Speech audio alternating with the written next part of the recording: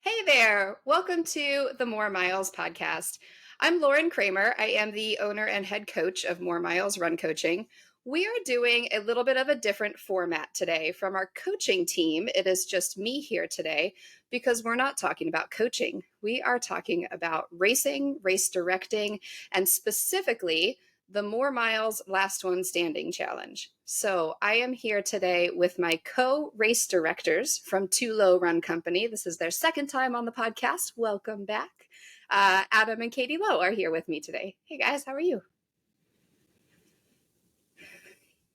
Yeah, this is going to be fun. So this podcast really is housed in talking about running, run training, coaching, all of the things that go into that. And this is a completely different topic that we're talking about today. So for those who don't know, we together, More Miles Run Coaching and Too Low Run Company, work together to host an event called the More Miles Last One Standing Challenge. This is a backyard ultra. It is coming up on June 1st. This is going to be our fifth edition of the race. It is June 1st, 2024 in Knoxville, Maryland at Manadokan Retreat Center. And we wanted to spend some time today talking about what the heck a backyard ultra is. I think they are growing in popularity. People are starting to become familiar with that term, but maybe don't entirely understand what it is and the rules behind it. And then we're also going to go into talking specifically about our event and how it works, what the setup is like, how to prepare, and some tips and tricks even for training for an event like this, because it's very different than any standard distance race. Okay, so let's get into it. Let's start there. I'm going to throw this question to you guys, and then we'll kind of just discuss as we go. What is a backyard ultra? What does that mean? What is this sport? It's a sport within the sport. What is it? Backyard ultra is it's within the ultra running community. It's a different type of race, but the competitors need to run 4.167 miles every hour, starting on the hour. So if you do it in about 45 minutes, you have 15 minutes to recover, rehydrate, sleep, whatever you need to do. If you do it in 56 minutes, then you have 4 minutes to recover, rehydrate, sleep, whatever you can do. But it starts, the next 4.167 miles starts on the next hour right away. So the distance equals out to 100 miles in 24 hours. So that's kind of where the distance of 4.167 comes from. So that way, if you did it for 24 hours, you got to 100 miles. And then the race continues. It goes and goes and goes until there are two people left. And then it continues until one of those people do not complete the last lap. And then when the last person finishes a lap and they're done, they are the winner and the race is over. So let's go back a little bit in terms of history. Do you want to talk a little bit about like where this idea started? Like why is it called a backyard ultra? Where did that come from? I believe that came from Laz, right? The creator of the Barkley Marathon. So, I know now he has Big's backyard, and it actually takes place on his property in Tennessee, and that's kind of where it came from, as far as I know. Yeah. Yeah, well, exactly. It's on his land and on his property. So it's designed to be a backyard. It's designed to be held in a backyard. So a lot of these courses are not like a perfect 4.167 mile loop or a straight out, straight back. A lot of these are designed to fit in a compressed space so that you can hold a big ultra distance event in a literal backyard. Right. So you notice like this is an official event now. It's an official distance. It has an official setup. It has an organizational body. And most of the races that you see are these like twisty turny, fit into, and that's what our race is too. It's a mix of trail, road, grass, like any terrain, any elevation. It's sort of the distance and the time is the thing that unifies all of these races, but each race is so unique and different based on the backyard it's held in. Right. Yeah. So we call Each hour we call it a yard. It's you're taking a trip around the backyard. So you'll hear us talk about like welcome to our backyard, and like that's what we're doing, and that's sort of the vibe of the event too, right? Like it's a hangout. We're all hanging out together in between laps, and it's yeah, it's like hanging out in your buddy's backyard for the weekend, Yeah, running a boatload of miles. yeah, and last year we had a campfire, and we just kind of hung out and talked. And you're right, it does have that like backyard, like family kind of feel, like you're over at a weekend camp over or campfire. So it's a different event for sure. For sure. So it's okay, 4.167 miles every hour on the hour. So what that means essentially is it doesn't matter how fast you're running, you have to stop and wait for the next hour to begin, or for that matter, how slow you're running. As long as you complete that distance within that hour and you're on the line ready to go again for the next hour. So there's a lot of strategy involved there, I think, for people who are aiming for long distances. So this is our second year of hosting the official 4.67 mile backyard distance. But we've been doing this for a little while, and it's sort of a different format. We'll get to that later.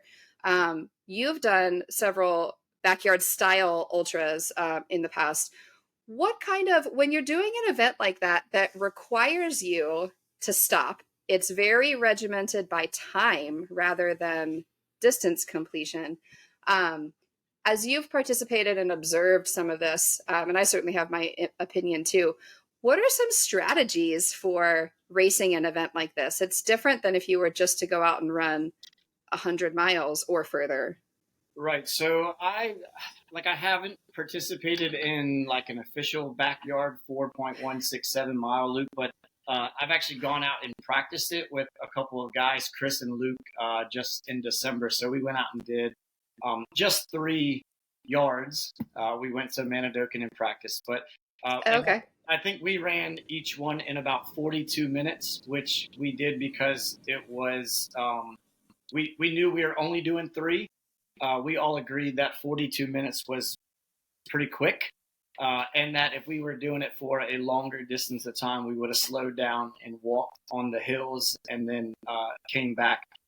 Just after about 42 minutes, even standing around for 18, our legs were like starting to get a little tired just standing there. So when we started again, it was getting slower. So for me, if I were running the event, I would try to finish right around the 50 to 52 minute mark, and then have about 8 minutes or so to rehydrate, rest, whatever I need to do, change socks, shoes, whatever it was, just to eliminate that recover, or I guess the standing around time. I was telling Katie earlier, if you were going to run a 100-mile race, imagine the aid stations were 4.167 miles apart. You wouldn't want to get there and then them say, okay, now you have to stand here for 17 minutes, right? You'd want to eliminate. You want to move through. Right, as much as possible. So I think you got to find a sweet spot, what works for you, but probably like 50 to 55 minutes would probably be like the ideal time to get back. I think I agree. And I think one of the things I've noticed just from our race like last year and some of the other amateur style races that I've watched, it takes a little bit to fall into that rhythm. Like, obviously you start out in the morning, you're excited, you're hyped up, you're doing this fun thing. I think usually the first couple yards, people tend to go out a little bit faster. And like we said, each course is different. So even if you've done a backyard ultra before, the race that you are doing is going to be a whole nother, like you've got to reorient yourself to the terrain that you're running on, how long it takes you to run that course versus a different course. But I think you're right. I think that's key, is settling into finding a way to settle yourself down so that you have less downtime. And we see, for those who don't know, we mentioned that this has an organizational body. This is an official sport within the sport. There's a world championships.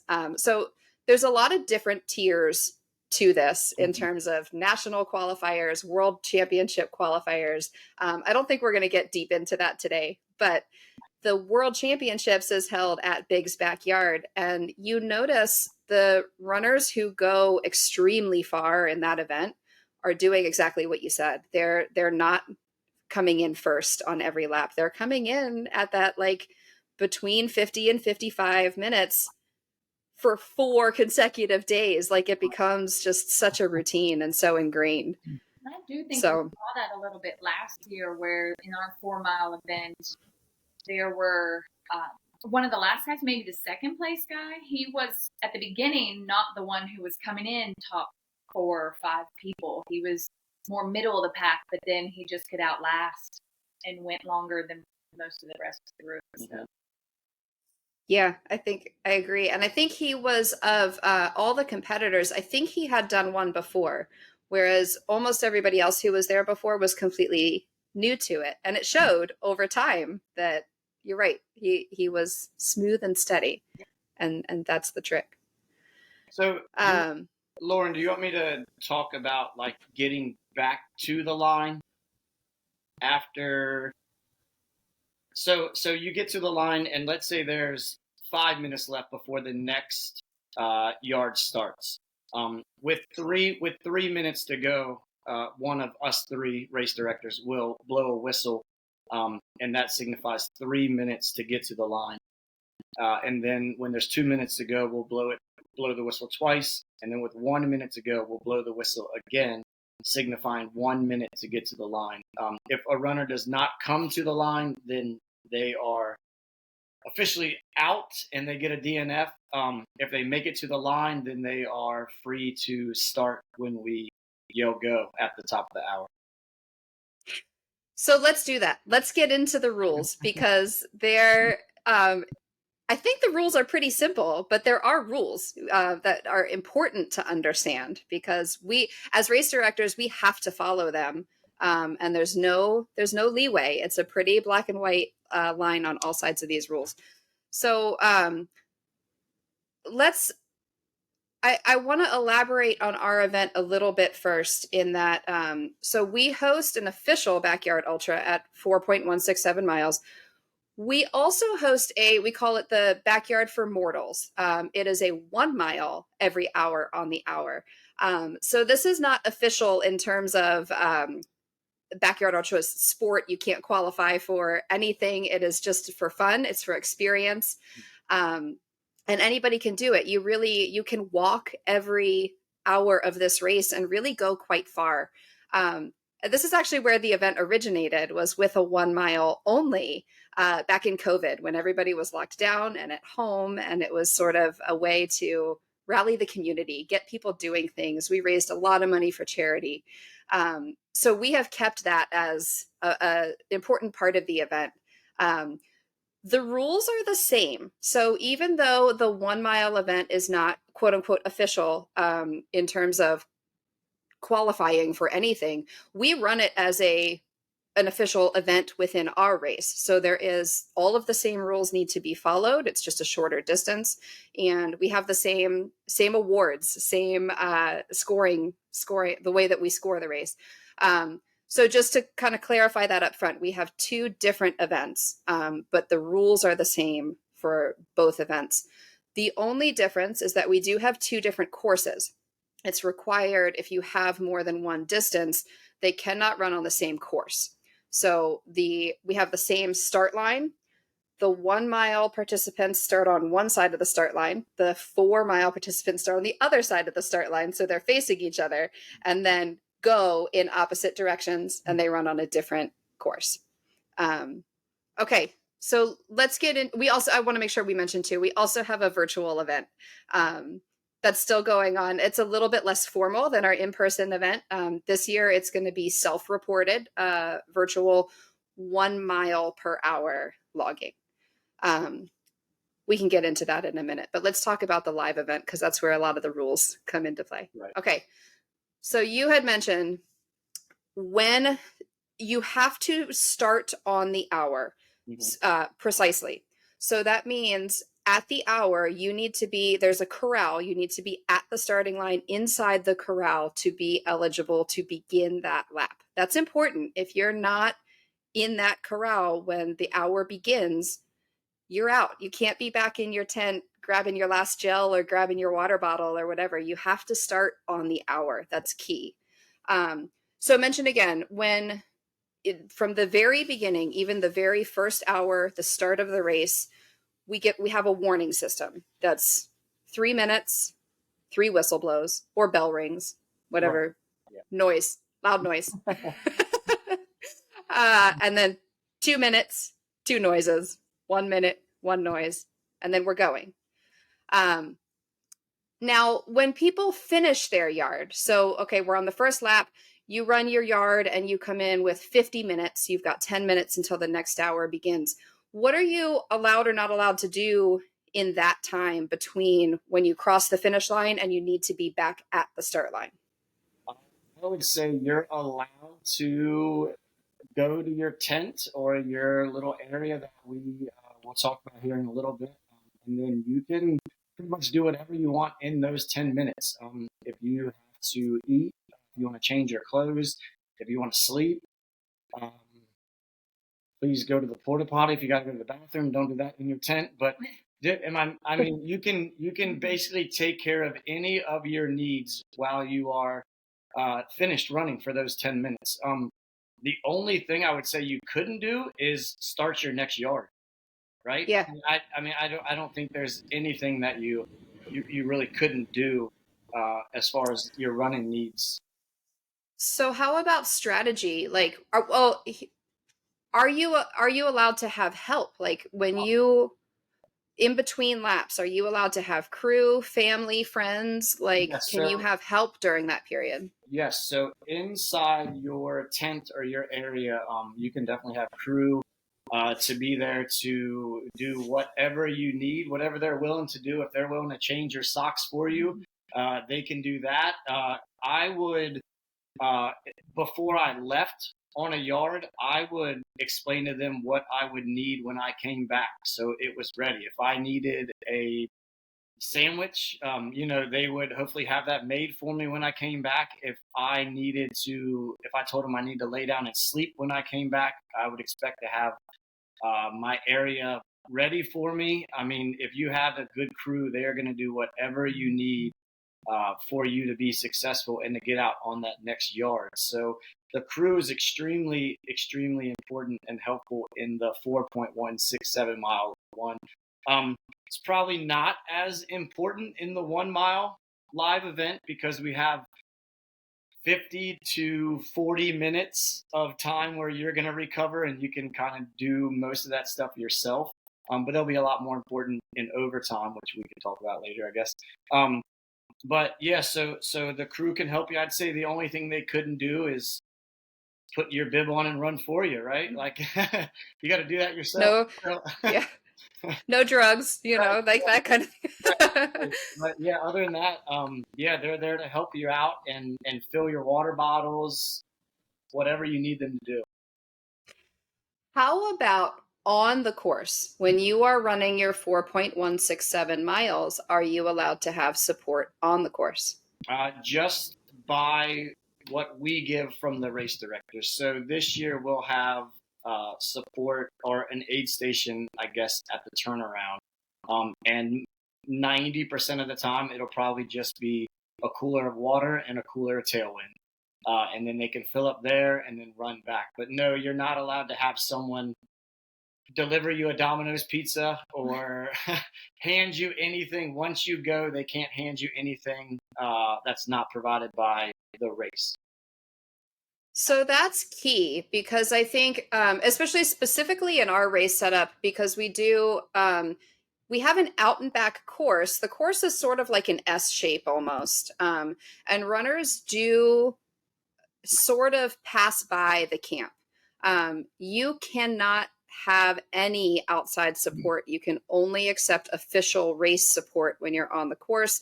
So like your sister can't run down and hand you off a bottle as you pass by, the camp on the course. Right. You have to be on your own on the course.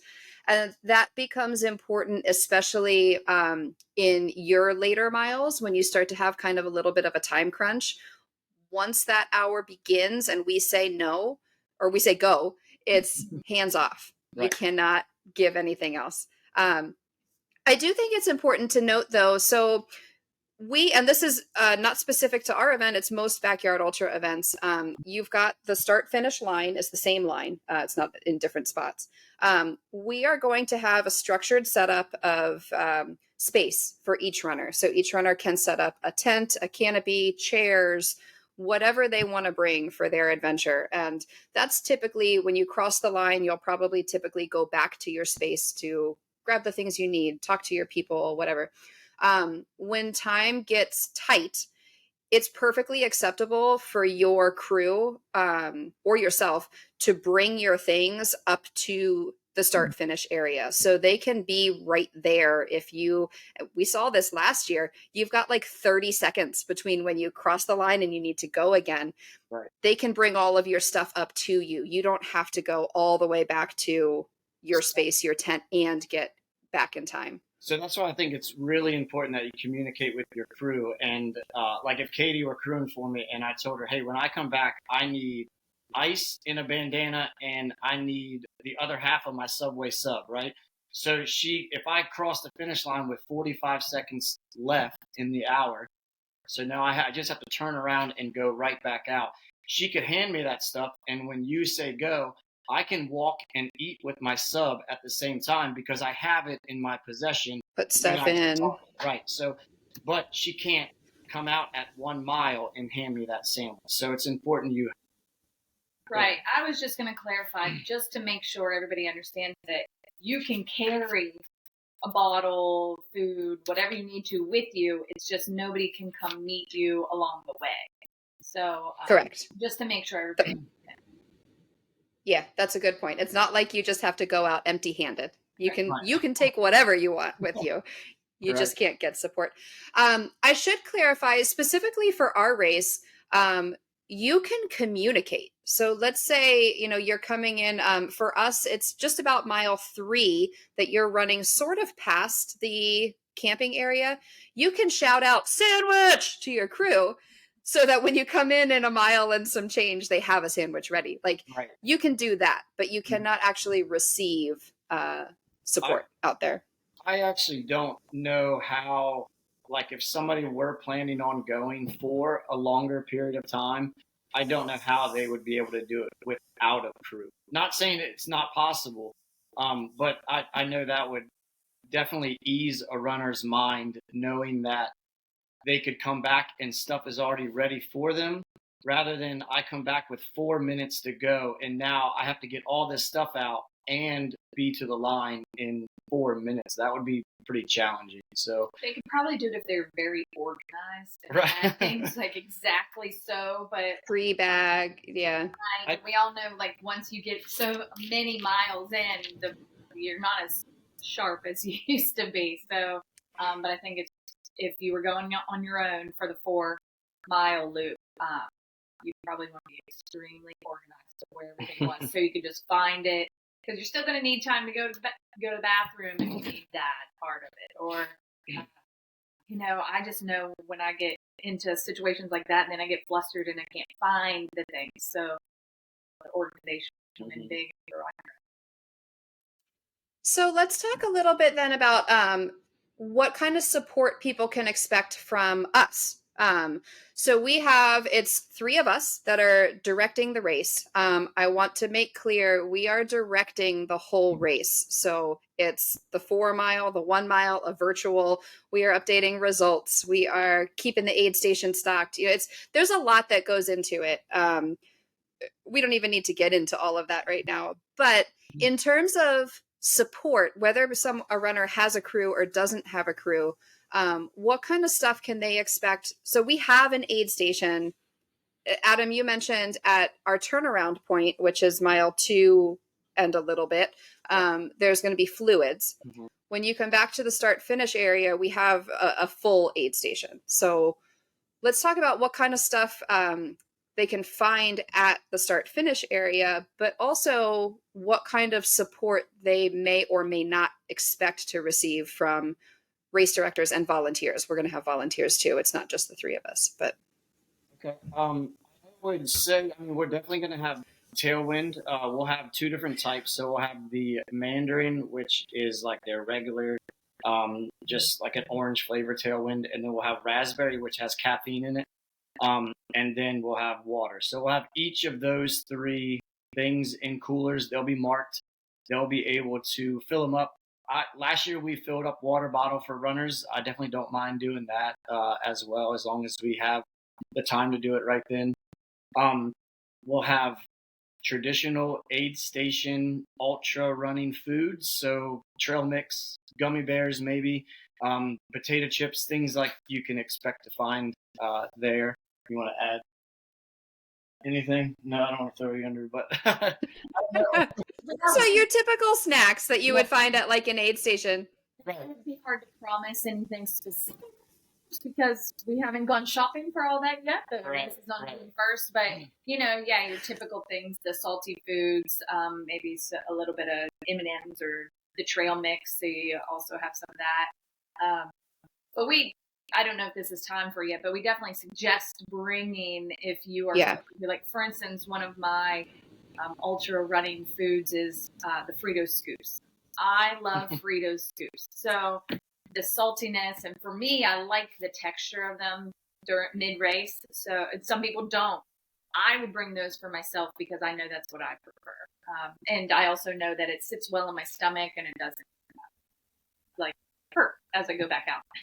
So to get back to like what else we would provide, I really don't want to be the guy that is changing socks and shoes for a random stranger.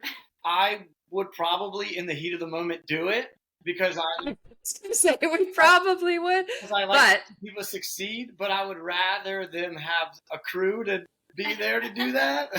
But yes. Well, that's sort of what I wanted to hammer home, and the importance of having a crew to really go far and really be successful is we have several dozens of people who are doing this race. In the 4 mile alone, we've also got the 1 mile event going on. So it's just not possible for us to be able to like run back to your tent for you, get your thing and bring it up. As numbers diminish, like we are going to do everything that we can to help you stay on the course and get back out for the next lap. But know and expect that we are there to support the entire community of runners that are there. And we can't necessarily be like your crew, your support. But at the start finish line, you're going to have ample volunteers to help you refill your bottles. We're going to have ice because in the thick of the day, it's going to get hot. We've got to help keep you cool and keep you safe.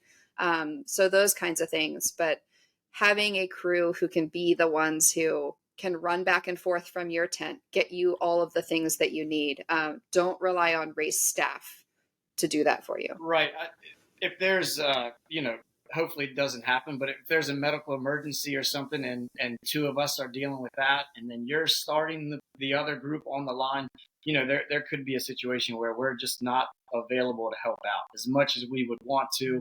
We just may not be able to. So yeah, I would say, the traditional race foods will be there, water will be there, tailwind will be there. But as far as us, like taking care of an individual, we will help if available, but there could be some things that pop up that just don't allow that to happen. And we do plan to also, because we had the fire last year, and that was a really nice little focal point, especially if it got a little cooler in the evening. A lot of people in the 1 mile, because we had a lot more time for those who were running the 1 mile event. We had hot dogs for people to roast over the fire. I do believe we're planning to do a breakfast with pancakes, I believe, on the Sunday morning. So for those who last overnight or who are hanging around after they've finished in the morning, we do plan on providing that as well. Well, and also for your crew, if you're bringing a crew, they've got people to hang out with. Like they're not just sitting in a tent down by the tree on their own for 24 hours or however long you're there. Like it really is a community. So, we've got that campfire going so that everybody can come hang out in between while the runners are out running, the rest of us are getting to know each other and hanging out at the camp area. But yeah, I'm glad you mentioned that. So on Saturday evening, dinner time ish, we will have hot dogs for roasting over the fire. That is available for all of the runners that are there. We'll also have s'mores. We did s'mores last year. That was really fun, kind of later, a little bit later in the evening, because we got to stay up all night. Like we need something to look forward to. Yep. Yeah, and then Sunday morning, so this will be the start of day 2, we'll have pancakes. So a little bit more than just your trail mix and Skittles and stuff from the aid station if you want something a little bit heartier for you. And if you're running, I will make a pancake for you and throw trail mix on top. That sounds really good right now, actually. So 100%, some syrup too, like just roll it up like a taco and go. Yep.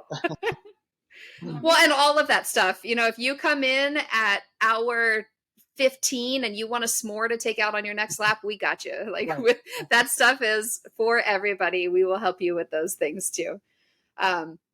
But as Katie mentioned, if there are specifics that that you want that are best for you, a specific gel that you like, a specific snack that you like, I think if you are planning to go in the 100-mile range, you are probably going to be just fine getting through on snacks.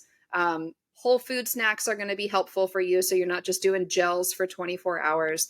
But I would say if you're going in that range, you probably don't need like a full meal, unless you want to. That's personal preference if you feel like you need something heartier.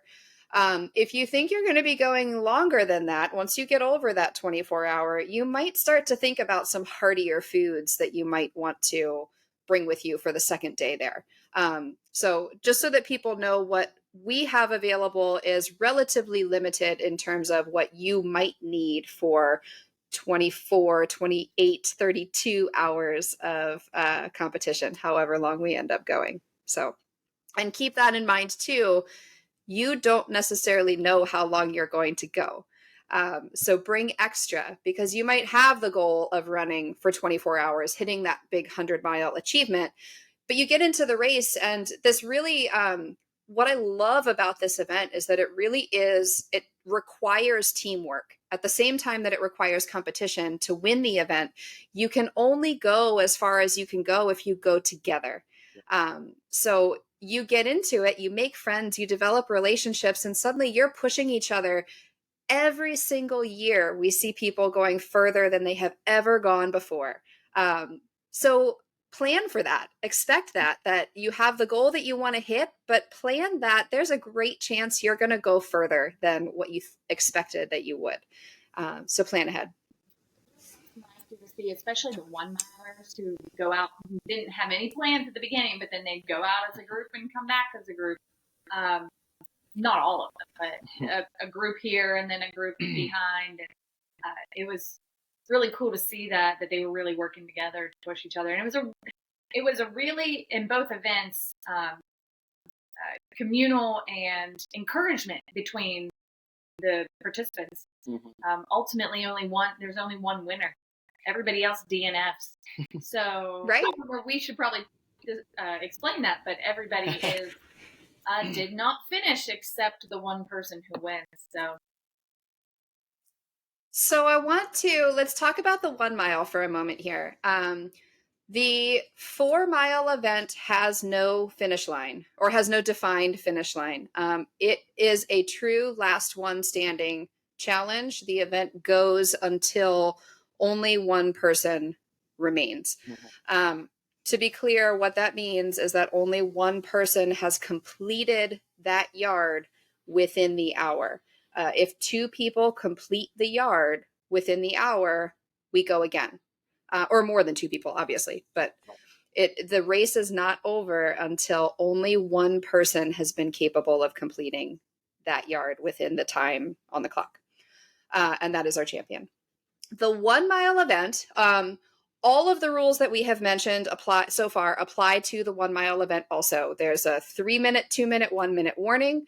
We start at the top of the hour, and you need to be in the start corral when the event starts. You are free to carry as much stuff as you want on your 1 mile trip. You are free to use the event aid station, but you cannot receive support from outside of the event while you're on the loop. All the same rules. The 1 mile event runs 2 half-mile loops around the camp. So we have sort of it's essentially around the camp. It's a half-mile loop. You're going to go through it twice. And every hour we alternate directions. So you're not running in the same direction for a long time. So alternate every other one. Now the 1 mile event does have we call it a tiebreaker. I won't say it's a defined finish line because it's not. It's still a last one standing style finish. But we have a tiebreaker. So as you can imagine, you can run or walk 1 mile an hour every hour for a very long time. We saw in COVID, we saw competitions like this go for weeks. There were actually 1 mile events that went for like 4 weeks at a time. I can't even imagine like the sleep loss and so we do create this event does need to end at some point. So the way the 1 mile works, it will run 1 mile an hour on the hour for 26 hours. So everybody who wants to can complete a marathon distance. You do not have to run a single step of it. This event is so friendly to all abilities. 60 minutes to travel 1 mile is accessible to anybody, everybody, all ages. Kids are welcome to participate in this event. When we get to that 26th hour, or not when we get to it, I'm sorry, after that 26th hour, we begin a tiebreaker protocol. The way that we do that is that we add 1 additional mile per hour for every subsequent hour. So hour 27, competitors need to complete 2 miles within the hour. Hour 28, they need to complete 3 miles within the hour. Hour 29, they need to complete 4 miles an hour. And we will continue to add a mile on until only one person is able to complete that distance within that hour before the hour ends. Typically, historically, so the 1 mile event we have been running now, this will be the 5th year of doing the 1 mile event. We have a lot of experience with this one. Typically, we see it is either in the 6 or 7 mile hour that we usually have a winner drawn out. I don't believe we've gotten to an 8 mile hour. It would have been Adam would have been the one who got to it before he was race directing. He was participating in this event and was champion 3 years in a row. The first year, but I was also when we did 50, right? Of 1 mile. Yeah. I think Corey pushed me to 8, and I did 7. I think you're right. 77 miles altogether. So I had to finish the 8 mile in order to win. Yeah. I think you're right. Yeah, the two of you. Okay. So yeah, that was the first year that it was. So if you're looking at ultra sign up and trying to compare results on the 1 mile race, know that it's a little confusing. The format changed a little bit from year to year. The very first year was a 50. We went for 50 hours before we began the tiebreaker. The second year, I think we took it to 48. So it was like 2 days, a clean 2 days. Now, and this will be the permanent format, we're not going to change it again. We're keeping it to that 26. So everyone has the opportunity to complete a marathon distance before the tiebreaker competition begins. But we do tend to see that in the 6 or 7 miles per hour range. I would throw out the challenge of there's a definite finish line probably at mile 9, maybe 10, but you know what I mean? So I don't know, 10 miles on that course would be pretty challenging after 37, 38 hours. Yeah. Right? Yeah. So our 1 mile course is all grass. So it's cross country style. It's not flat. gentle rolling hills. Yeah. I And think, I oh, was go ahead, Katie. gonna say, in overtime, they get to choose which direction, right? So you could go the same direction every time in overtime, or didn't each person last year get to choose which direction We they did went? do that. Yeah.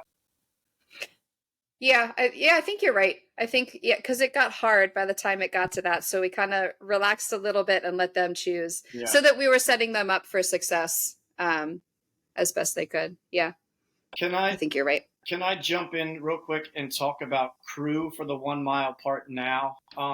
Yeah.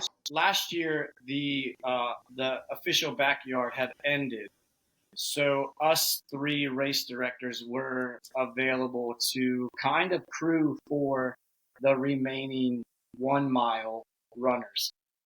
If the 4 mile race is going on still at that point, we would be a lot less available.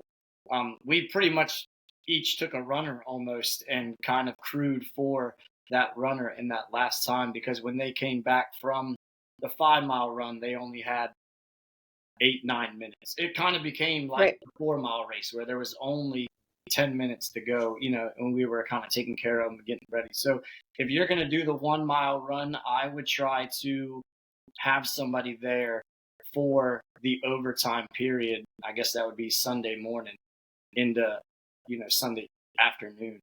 And that would be pretty helpful to us, especially if the 4 mile race is still going on. I think that's a great point because we do have a defined time that'll begin, right? Right. So when you are just doing 1 mile per hour, you're going to have plenty of time to self-support and be on your own. But we do know, so it would be 9 a.m. 8 o'clock would be the 26th hour. Right. And then 9 a.m. is when we would begin that tiebreaker protocol. So if you wanted to call somebody in Sunday morning to come out and crew for you then, or if your buddy is doing the 4 mile and he's going to stop at some time and wants to support, you can support each other that way. I think last year we had a couple of people competing in the 4 mile.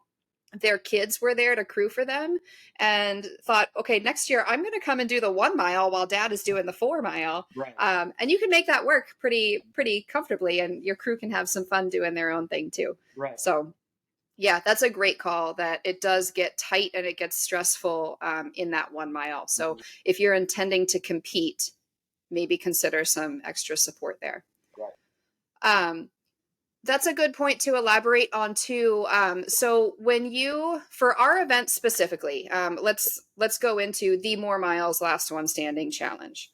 Our event begins at 7 a.m. on Saturday, June 1st. That is when the bell rings and you need to be crossing the start line. There is no late start. There is no chip timing.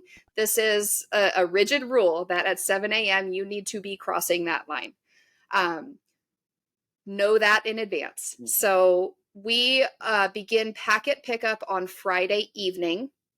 This is your chance not only to get your bib and get all of the supplies that you need from us, but you also have the opportunity, and we are going to do this on a first come, first served basis, to claim your space. So we will have a defined space for every runner, and that's going to be first come, first serve on who sets up in which space.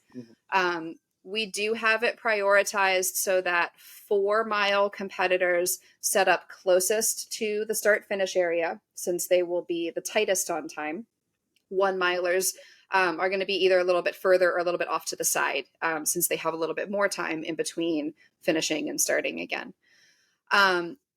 It is acceptable as runners leave, and this is prudent, I think, especially for the 1 milers who are going to be transitioning from 1 mile competition into hardier, more miles per hour.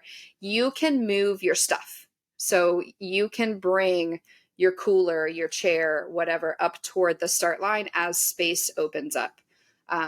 So know that too, that if runners are dropping ahead of you, you've got some room to move in there. But again, that's first come, first serve. So Friday night is going to be your prime time to come claim your spot. at the start finish area. You can leave your stuff there overnight, but we are not responsible for it overnight. So last year there was a big windstorm overnight.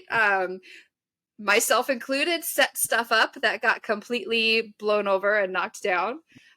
So just know if you are not with your stuff overnight, we are not responsible for it either. So you can claim your space. You might need to kind of reorganize stuff in the morning. I would highly recommend sleeping overnight that night. Just it's an early start. And like we said, 7 a.m. is when you need to be going. So if you are rolling into camp at 6:30 and you've got to find a spot, set up your stuff, get your bib, get your t-shirt, and get to the start line, you're going to be stressed. So Friday night, you are allowed to camp out. It is $5 extra. Your Saturday night camping is included in your race entry fee. But if you decide to sleep on the race campus, is that the right word? Sure. Friday overnight, it's $5 extra. You can come set up your stuff and leave at no charge. If you want to sleep there Friday night, it's a $5 fee. We do have access to, there will be porta potties there at the start finish area. We do have access to showers, flushable toilets. It's about probably a quarter mile from the start finish down to the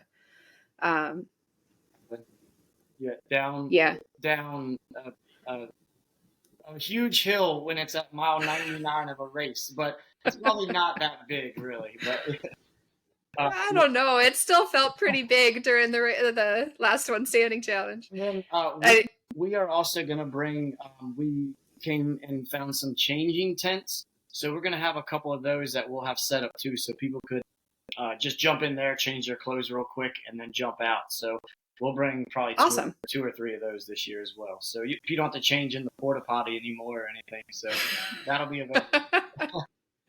Awesome. All right. Okay. Helpful equipment and items to bring. That's something we didn't totally cover.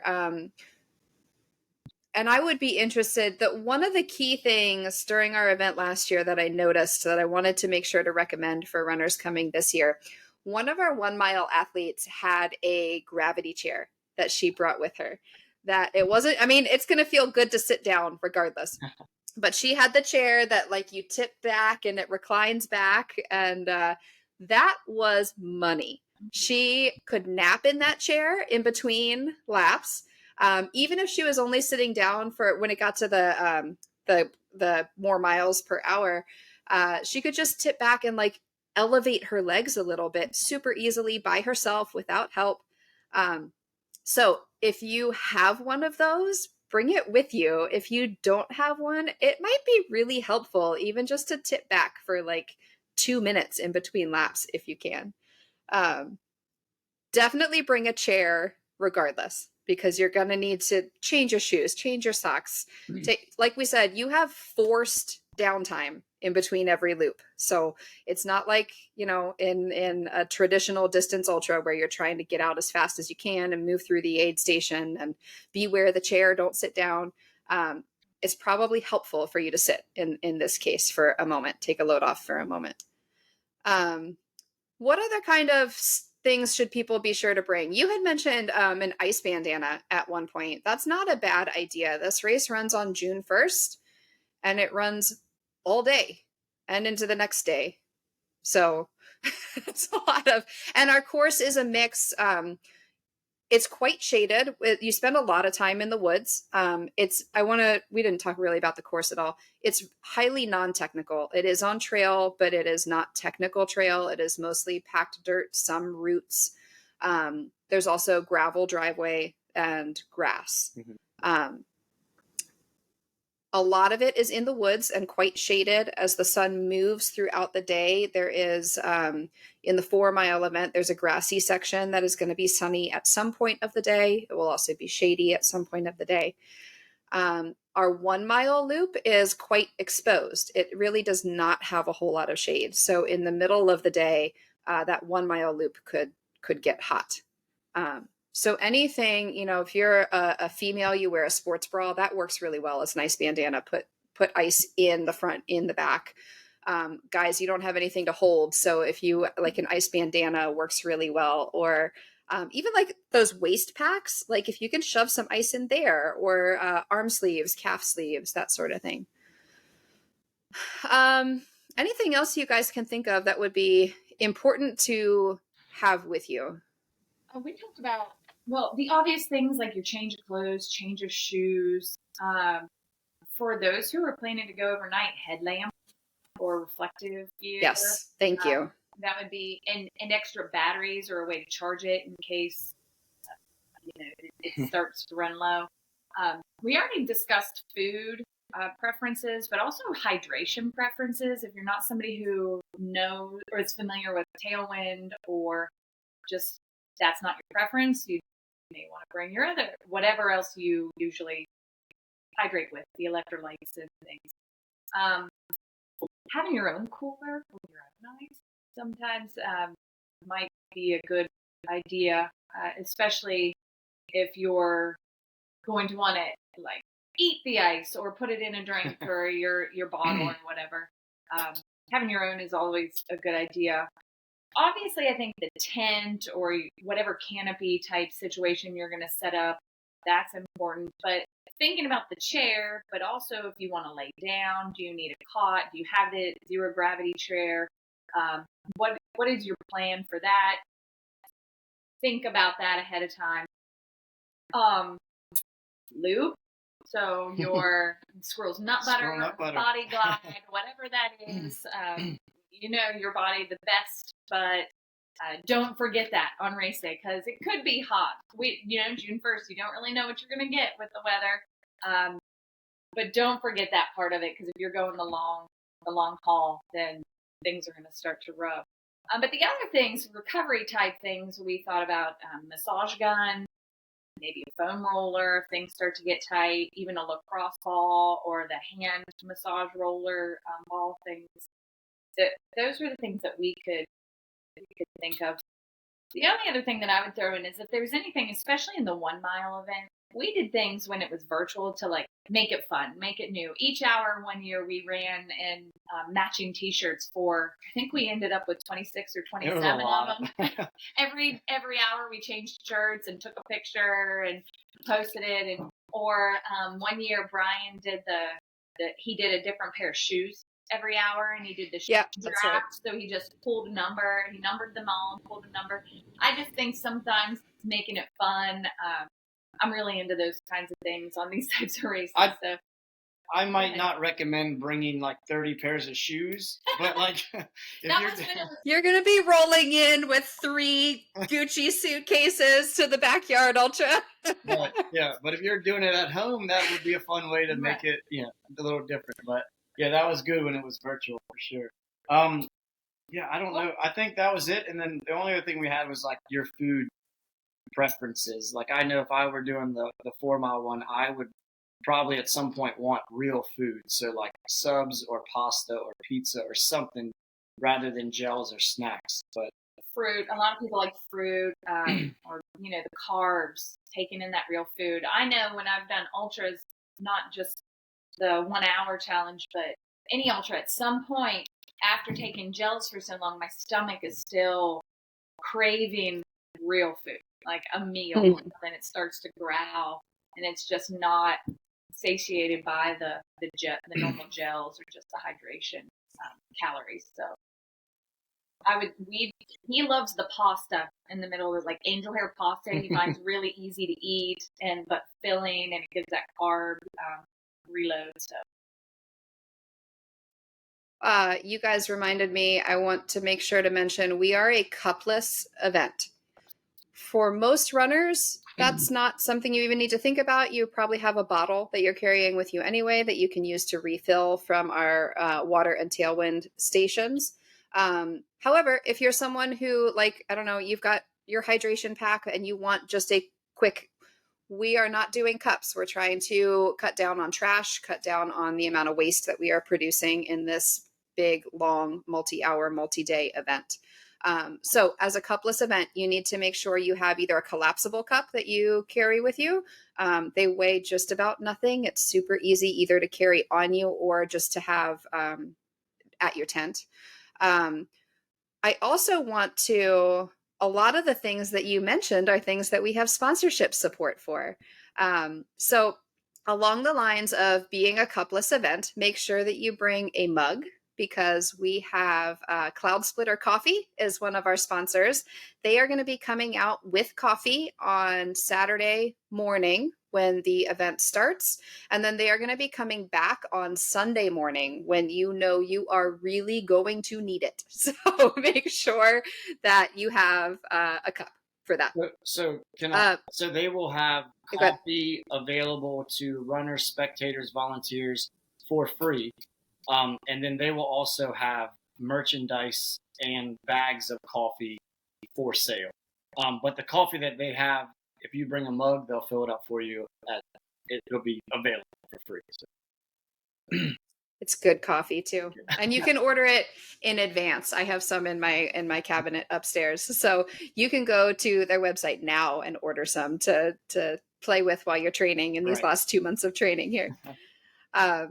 Yeah, so be sure you have a cup for that. In terms of recovery tools, we have one of our partners is Elite Performance Institute. They are a local sports-specific physical therapy and sports conditioning business local to us in Hagerstown. They are going to be coming out with foam rollers, massage guns. I believe they are going to be bringing the Normatec recovery boots. So you have some extras and some special things out there too for recovery's sake, not even when you're done, but in between laps, like that massage gun or that foam roller can help you get back out onto the next lap. So we've got that resource, not only in the tools they're bringing, but also professionals behind them. So that'll be kind of cool. And squirrel's nut butter. Yeah, that was the other. Remember, there was one other that you mentioned. They are providing us with a number of samples, so I would assume everybody at Packet Pickup will get a sample. If you haven't used it before, I would recommend using it. It helps anti-chafing in everywhere for guys and girls. But yeah.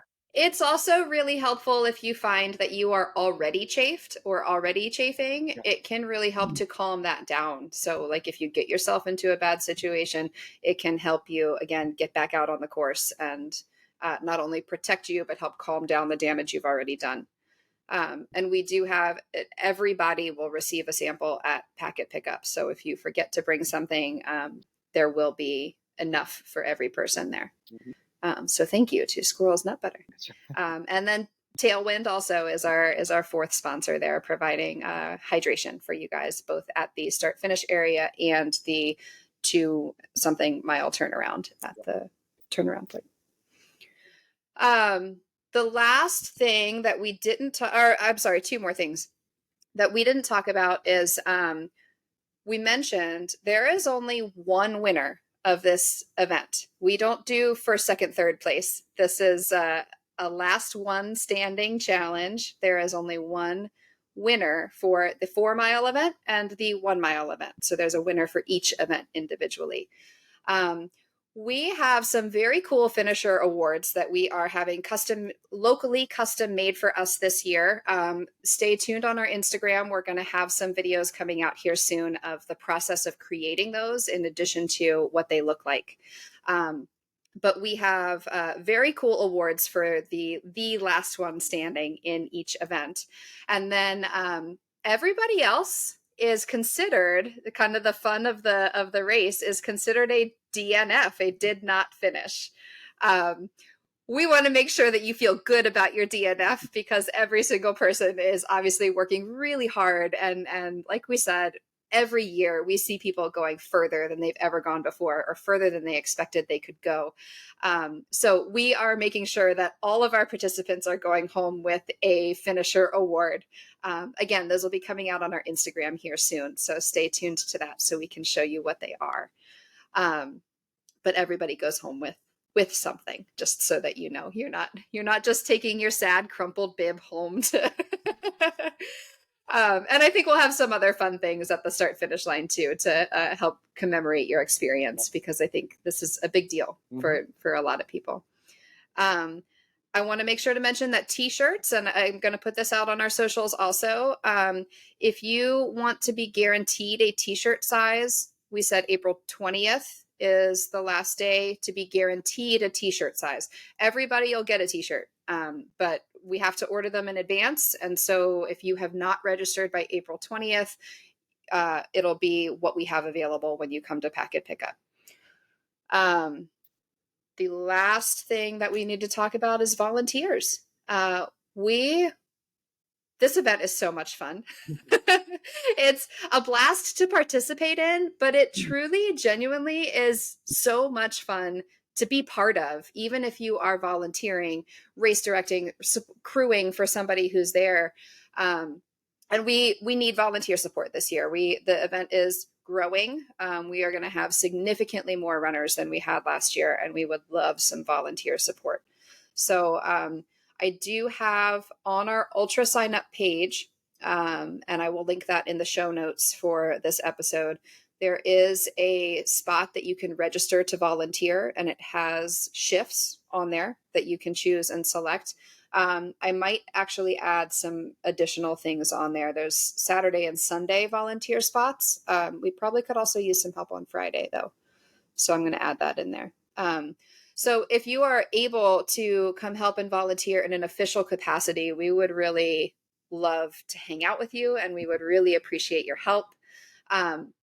Also, if you are someone who's crewing for somebody and you just like have some free time in between and you're available to help, shoot us a message, shoot us an email and let us know, hey, I'm going to be there. Maybe I don't want to commit to a 5-hour shift, but I'm free in between laps if I can help you in this way or this way. We would really appreciate that too. So come hang out with us. It's going to be a great time. The athletes that compete in these kind of events are really inspiring to support, watch, cheer on. And I think every year people leave with new friends, and it's an experience. It really is. It's more than just a race and a distance. So anything else that you guys want to add? I think we covered everything. I didn't know if you wanted to go over like tips for like how to train or prepare, or if you wanted to kind of leave that to the individual person, or if you wanted to touch on that at all. Or I forgot to cover that sort of in the beginning. So the best advice that I have heard from people, I am a run coach. I have coached people for these events. I am coaching people for this event.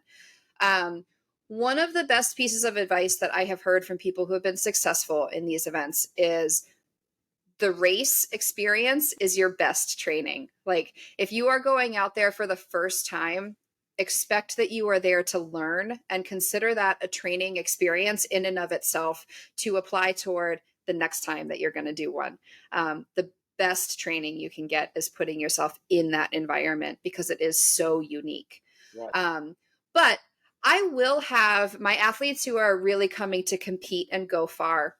I will have them do it probably just one specific training day that's set up like this. I typically don't have them go overnight. And I want to emphasize to people, you can practice running in the dark, but sleep deprivation is not a thing that you can train. You're just losing sleep and losing recovery time. So I don't recommend, unless like you need to practice what it's like to run in the dark and need to experience that, that's okay. But don't go through the night thinking that that's going to be a big training stimulus for you. But I will have them, let's say I've got someone who wants to go 24 hours. I will have them do maybe a 10 to 12 hour day that's set up exactly like this. Mm-hmm. So more so than like the actual miles that you're covering, because you're doing long runs all throughout your training anyway, just like you're training for any ultra distance. What it's going to help you to do is get the strategy of the downtime, what you need to do in between. And when you get 10 to 12 hours is a good hearty amount of time to be able to really feel out when you get fatigued and when you get tired. What do you need? How does that change things? How does it change your time frame? How does it change the food that you need to eat, the way you need to care for yourself? Going much above 10 to 12 hours is probably going to be a little bit more stimulus than you need and is more likely to give you more. You're going to require more recovery time from it than you want. Right. But the best advice I have heard from any successful backyard ultra runner is that going to the race, participating in these events is the best way to train because they're so unique. They're so different. So how about you? Do you have anything to add to that? No, I would agree. And that's why, like I said, in December, we went to the course just for those 3 hours and just practice, just to see like how it felt to get done. And I mean, it can be stressful. You're under that time crunch. So it's almost, especially at the beginning, you want to get back as quick as possible so you don't feel that time crunch. But it comes through experience to realize how long 16 minutes really is when you're standing around and you have to go run. Yeah. I mean, before I ever did the last one standing virtual challenge, I did it on my own. I practiced. I did 1 mile every hour on the hour. I did David Goggins 4x4 48 challenge just to kind of see how that stuff was. So practice makes a big difference in these types of events. Yeah. I think I would add for our race specifically, this just made me think of it when you're talking about practicing on the course. People are going to ask if they should wear road shoes or trail shoes. Oh. This is an event you can bring both and make up your mind when you get there because you have that time to change your shoes. But we might all have a different opinion here. I don't know. What's your opinion? So go ahead. For the 4, I would probably wear a trail shoe. I would have chosen trail shoes. I did 1 lap or 1 yard last year just because we needed something out of the turnaround. So I did 1, and I think I would choose trail. My preference would be road, and then if it were raining or it had rained and the course was, I mean, there's a few spots that are trail, so then I would go to trail, but I would have a preference of road shoes. What about you, Lauren? I actually think I would agree. And I was going to say road shoes until you said if it rained or it was wet. Right. I think I agree that you're going to want a little more traction there. But you definitely can run this course in road shoes if that's what's more comfortable on your foot. I think a road shoe tends to be a little bit lighter than a trail shoe. So if that's what feels the most comfortable, I think you're going to be fine. Okay, so I take back what I said earlier. Go ahead and bring 26 pairs of shoes then. Just bring them all. 1 mile, I would have worn road shoes. I know, right. Unless it was wet and nice, and then I would still go to my trail. I do not want to. Well, I don't want to take any chances. That's why I default to the trail if there was a question. But I think either. And if you're in the tiebreaker round of the 1 mile, you might want to pack some carbon shoes also. Because they're going to get fast at the end. To a point that you just said, if someone is interested in going to Manidokin and practicing, I would say, without talking to you first, so you can correct me if I'm wrong, they should contact one of us or contact Manidokin. Please don't just drive there and start running, because there are groups that go there and camp, and it is a private camp ministry area. So I would assume they don't want people just showing up to run. Thank you. I'm glad you said that. It is private property. And we learned last year, they also have like some hunting weekends that the property is closed for people and it's like private. I don't think that happens in the spring or the summer, but it is private property. Yeah. So contact us and we'll see if we can put you in touch. We might even consider doing like a morning training run out there for people who are local and want to come see what the course looks like. I think that would be fine. We, all 3 of us have our own big events coming up here soon, but possibly after that, in maybe the 3 weeks or so before the race, we could host a morning out there. Okay. Yeah. I think the only thing. Okay. So let us know if you would be interested in that. Shoot us a comment. Yeah. Just as a final thought, while you guys were just talking about that, the one thing about this race that's really awesome that you can get in a lot of other races too, especially time courses, but you can come out and really just do 1 yard or 2 yards.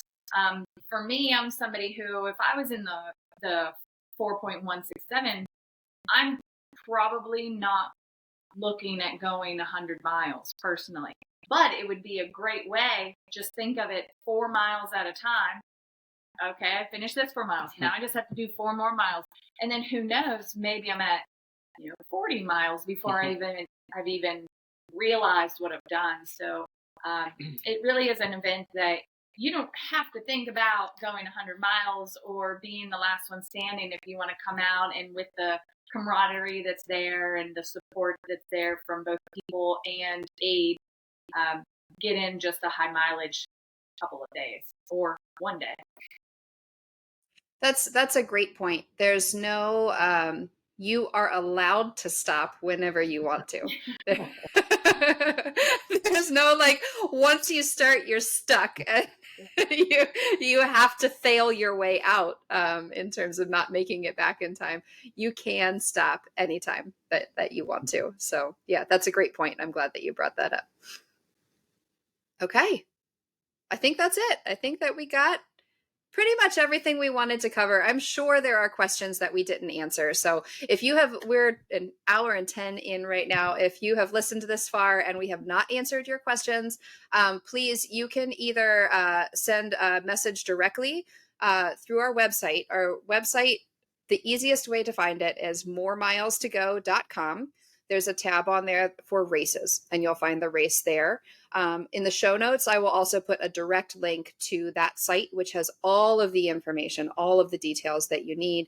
I will also put a link to our Ultra sign up page, which is easy to find, but it's not like an easy to remember site that I can just list out and you'll remember. So that'll be in the show notes. And you can contact us directly through either of those pages if you have questions we didn't answer, or you'd like to hear more, if we can expand on this or something like that. But otherwise, yeah, we hope to see many, many friendly faces, new faces, make some new friends, have a great time on June 1st. And yeah, we're excited. Year 5. Woo, here we go. Can't wait. Yep. All right. Thanks for joining me, guys. Of course. Thank you for having us. Yep. See ya.